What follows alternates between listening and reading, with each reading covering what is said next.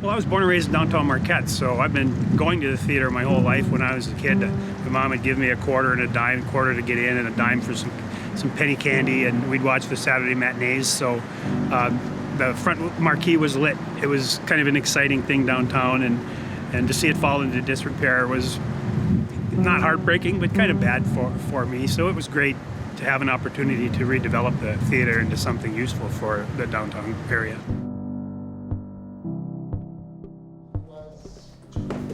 Yeah, so when you came in the original theater, you came down these steps. About 3 years ago, my partner and I, Tom Veer, were interested in revitalizing this building downtown Marquette. It's the old Delft Theatre. It was built in 1920, and it's a really large project, so we contacted the MEDC, and they came up and looked at the project and thought it was a really good fit because it's downtown Marquette. It was an underutilized, kind of blighted property, and so we picked it up and have been trying to redevelop it over the last 3 years or so. This would have been the original projection house. Not original, because originally it was live theater. This is when they changed it into a movie theater. We've come a long way, actually. We are standing in front of the Delft Theatre right now.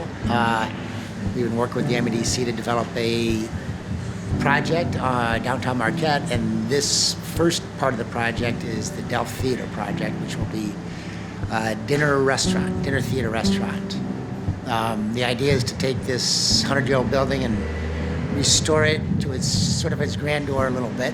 That's her first piece. Probably 3 minutes long. In 1914, the Donkers family, who had been here since the 1800s, added on a small theater next door to his candy shop.